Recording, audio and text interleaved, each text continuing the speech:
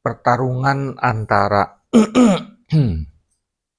Protestan dengan non-Protestan itu seringkali salah satunya adalah tema tentang tradisi.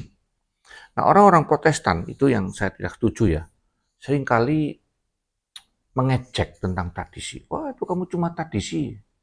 Menurut saya ini tidak benar. Orang Protestan, kalau Anda setuju sola scriptura, maka Anda harus mengerti di dalam Alkitab bahwa tradisi atau paradosis. Nah, paradosis itu ditulis di dalam Alkitab itu sekitar 13 kali ya. Sekitar 13 kali dan 12 kali ditulis sebagai tradisi, satu tentang ajaran-ajaran. Nah, kata paradosis ini kalau kita lihat di dalam 2 Tesalonika 2 ayat yang ke-15 dikatakan bahwa uh, engkau harus berpegang teguh kepada ajaran-ajaran. Nah, ini kata ajaran-ajaran yang ditulis dalam 2 Tesalonika 2 ayat yang 15 itu menggunakan istilah paradosis. Ya. Jadi Paulus berkata, berdirilah teguh dan berpegang pada ajaran yang kamu terima dari kami baik lisan maupun tertulis. Nah, jadi kita anak-anak Tuhan itu harus dengar-dengaran dengan ajaran lisan atau paradosis itu. Jadi paradosis itu tidak harus berupa ajaran yang uh, turun-temurun begitu, ya memang itu salah satunya karena itu tradisi, tetapi ajaran di gereja itu juga paradosis.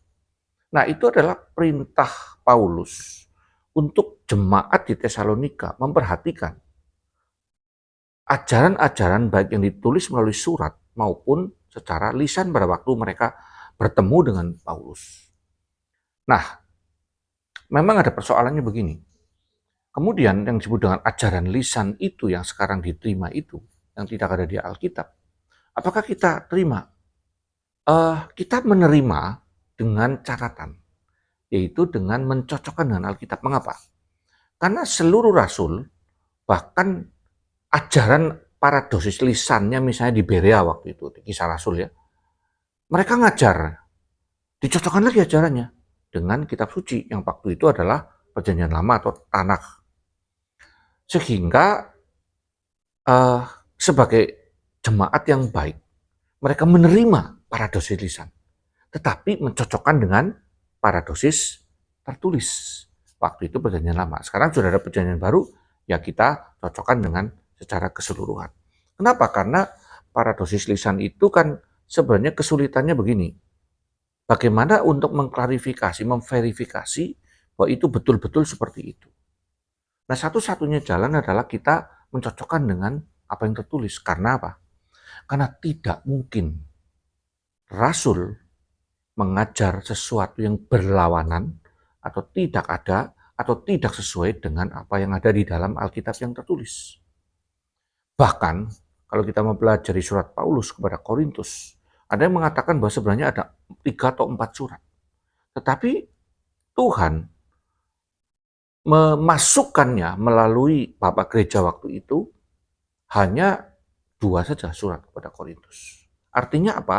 Bahkan ajaran Rasul pun mungkin tidak salah, tetapi dianggap tidak diperlukan oleh orang-orang hari ini, sehingga entah bagaimana caranya mungkin nggak ditemukan atau dianggap diragukan, nah kita tidak tahu. Tetapi yang jelas Paulus berkata, aku sudah menulis dalam surat sebelumnya.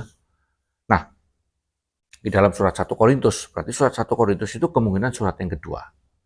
Sehingga dengan demikian kita clear ya, jangan anti dengan paradosis. Nyinyir, oh apa itu tradisi lisan, enggak ada di Alkitab. Nah, sebelum Anda nyinyir, ya kita orang-orang Protestan itu orang-orang yang beriman dan berilmu ya, kita mengerti yang kita pelajari, jangan strawman. Kita kadang enggak ngerti ajaran yang lain dari aliran yang lain, kita pelajari dulu baik-baik. Terima, lalu kita cocokkan dengan Alkitab.